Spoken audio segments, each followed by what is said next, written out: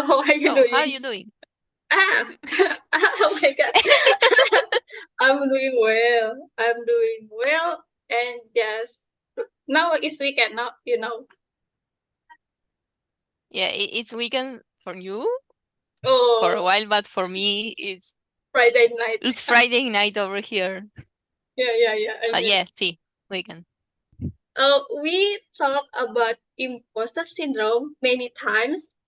Yeah, so about Yeah. that, how do you overcome imposter syndrome? Because I know you already told to me and share your insight, but I wanna some like our friends knowing from you as well. So how do you overcome imposter syndrome? Okay, so first, I'm Lucila from Argentina. For those of you who don't know me, I've been friends with Damay for like 2 years now, something like that, because we did a program together. I'm sure she will introduce me well when she does this post, but just for you to know. And second thing that I want to clarify is that I will talk from my experience, which doesn't mean it could be the same thing that you Mm. are going through, or the things that work for me may not work for you. So I just want to clarify that, like, before starting to talk about my experience, because I think like everyone has their own experience and they're not like unique solutions that apply to everyone. But now focusing on my experience, if you ask me like how I do, how do I overcome? I speak Spanish. English is my second language, so It's okay. uh, yeah, that things can also happen. We Mhm. need to like make it clear. So about imposter syndrome, I think like most of the people that I know have it in one way or another, perhaps in different scales we could call it. But I think it's normal to have it. It's just not you are a bad person for having imposter syndrome.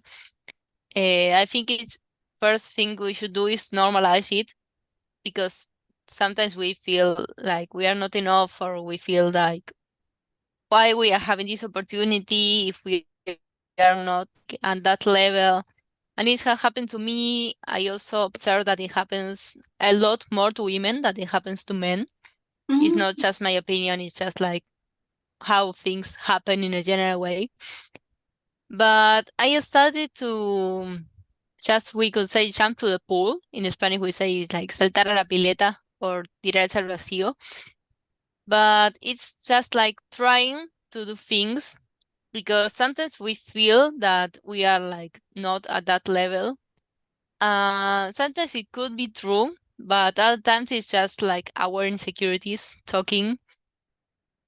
So just trying, and also surrounding ourselves with people that like push us in a good way. I mean it. Yeah, support us and like are there for us, and incentivize us to do the things that we are afraid of doing, but we are certainly capable of.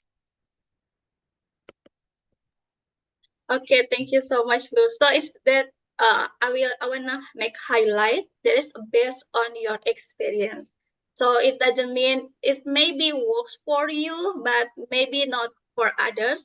So thank you for the clarifying that highlight about it. And also maybe some people don't know about imposter syndrome, right? Some people don't know about it. It just happened. I wouldn't say who said it, but if you are listening this, you know we have talked. I'm talking to the person to whom we talked, and she was telling me that she was feeling that she was not enough, or she was not at the level for some things that were happening in her life. Um, I just talk to her and I say, okay, just a few days ago I was talking with Damai about this, because actually we talk a lot about imposter syndrome, and I think when we start like naming it, it make a huge difference. because we can say, okay, I am not at the level, I don't feel secure, why I am having this opportunity, if like there are many people that are perhaps more capable, or many people that are at a higher level, and it happens to me a lot. But having the opportunity to say, okay, it's not me who is talking, but it's my imposter syndrome, it's like kind of make a huge difference.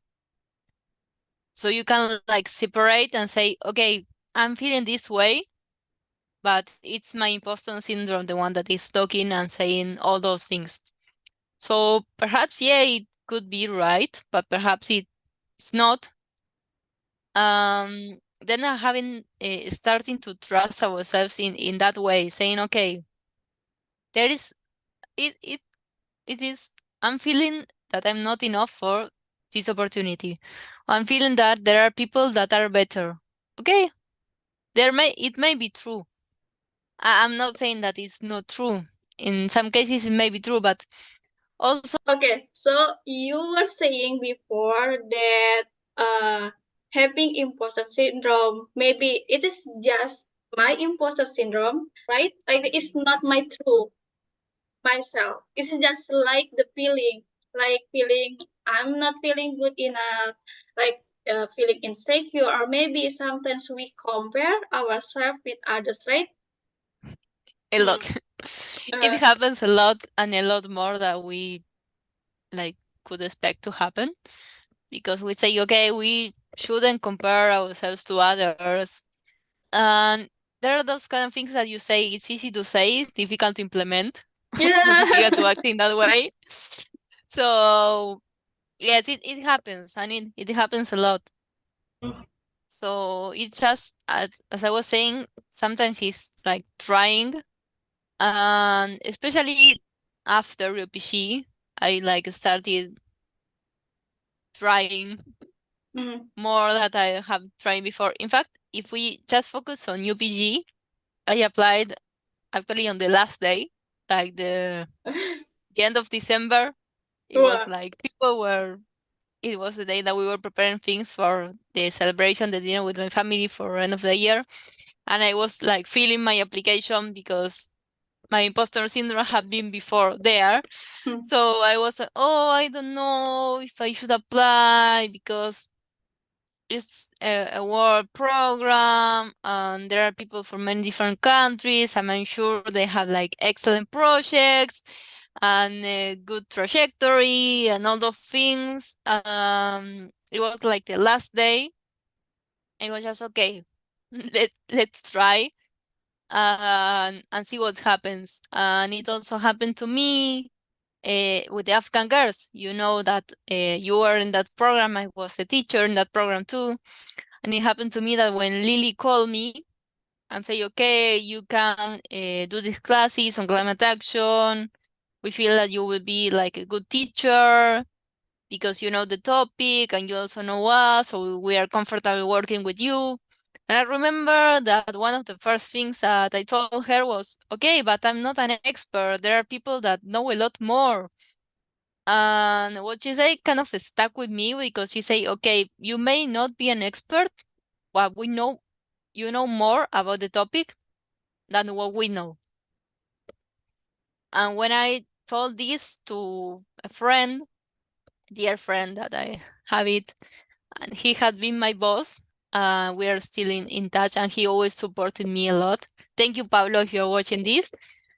Um, he told me something related to thinking as a candle. So perhaps you don't think that what you are doing makes a difference, but if you are in a candle in a dark room, then you are putting some light. And it was a great way of seeing it. Perhaps it's not like the best metaphor because I kind of not remember it so clearly, but the image was something like that. I see. So you based on what you are talking, so it's important for having those people, like the people who support you, the people that really into on your progress. That's important, I think, right? So I'm so like thank you so much for you like to you because you are like the great person. You are like my VIP, very important person that we are working together. And like I love your support as like many times that you say, "Hi Damai, like you can do this," even that I don't believe on myself as well, right? So thank you so much, Lu, about it. Really like means so much for me, really. I know, truly believe that you can do a lot of things. And in fact, I'm really happy that you are like doing things that you were afraid of doing, like this Yeah. podcast actually, because so we'll tell the people that are watching this that Mai has a podcast in Indonesian. Perhaps if you all have been following her for a while, you know it. And when we were talking about this like last year, I think it was Yeah, last last year, year. and I say, okay, when you are doing, you are going to do it in English, if you want, but it was idea. You're going to do it in English, and I would be there to support you. So I'm really happy to be one of the first guests that you are having when you're doing your own podcast, but in English. Hmm. So I'm really flattered to be here, and also to remember that conversation that we had and say, okay, you were afraid of doing it, imposter syndrome, we could say. Now you are doing it. You're inviting friends. Actually, we say in the support network that we have. So I'm really happy to be here and really happy to see you doing a lot, a Hmm. lot of different and amazing things. Yeah, guys, if you're watching this, this is my part of imposter syndrome. So and yeah, I like saying like say to Lu that maybe this is like mini podcast in English version. So because of my friends, so that's why I have like courage to do this. So yeah, thank you so much, and it means so much for me. Like I take this step. Yeah. Yeah, okay, look. That's about imposter syndrome. And if you need to add something, maybe just feel free to add. Mm. A little thing that I have to add. It was a coincidence. It was actually not planned, but the T-shirt that I'm wearing today says "Fly until you reach your dreams." Wow, fly until you reach Until your you. dream. Oh my God. So I Okay. think it's a good phrase to kind of close our podcast. Mm. Fly until you reach your dreams, and always surround yourself with people that push you in a good way to do the things you are afraid to do, but you're certainly capable of doing. Mm. It's beautiful.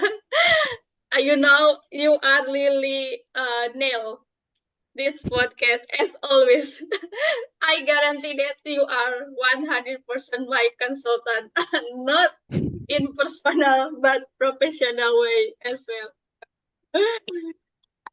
Thank you.